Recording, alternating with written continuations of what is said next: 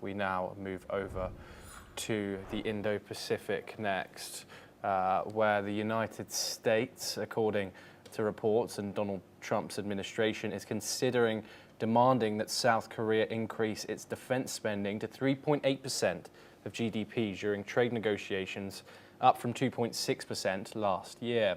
Citing an early draft of the Korea-US agreement, it says that Washington also sought a bigger Korean contribution to the cost of stationing some 28,500 US troops, and a political statement supporting greater flexibility in US forces posturing to deter China and North Korea.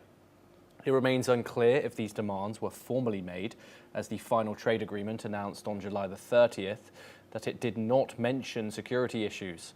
The Pentagon has emphasized modernizing the alliance to strengthen deterrence on the Korean Peninsula and beyond, including countering China's regional ambitions. The report also claims the Trump administration planned similar pressure on Taiwan, India, and Indonesia to boost defense spending or purchase more US military hardware. We're now joined by Dr. Tomohiko Taniguchi. He's a former advisor to late Prime Minister Shinzo Abe. He joins us live from Tokyo. Thank you very much for joining us, Dr. Taniguchi.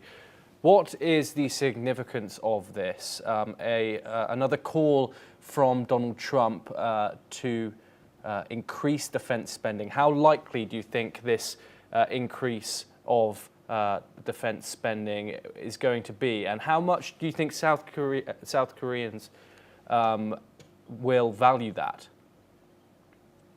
In general terms, everything that I could say is that the United States is demanding more to be done on the front-end countries such as South Korea, the Philippines, Taiwan above all, and others. As far as Japan is concerned, to the best of my knowledge, there's been no element about military spending during the long trade negotiations period between the United States and Japan. But I think Japan has to be prepared for spending furthermore, because it's for the sake of Japan itself. And that same goes to South Korea. It is for the sake of South Korea to spend more money on defense, because our neighbor, China, is spending a huge amount of money year in and year out, making distances between China and other nations further apart. So it is something that joint effort has to be done among those partner nations of the United States. Dr. Taniguchi, how do you assess the effectiveness of the US strategy of pressuring allies like South Korea, like Taiwan, as you've mentioned, and India, to increase this defense spending? You could interpret it both ways.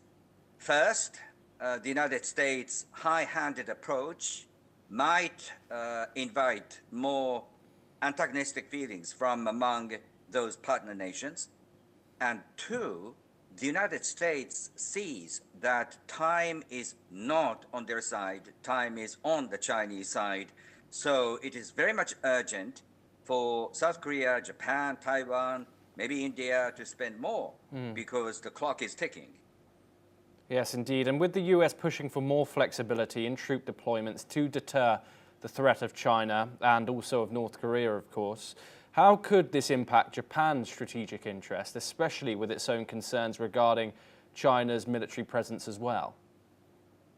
Japan made a pledge that it would increase its defense spending from something 1% to the nation's GDP to 2%. And Japan has pledged to buy more military equipment from the United States. Indeed, Japan is going to be the largest country in the number of F-35 advanced aircraft among the world. But I don't think it is enough. It is sufficient enough, because there has been a growing gap of defense capabilities between China and the United States. Someone has to fill the void now, and I think it's up to Japan to spend more, really. That's an immediate, urgent task.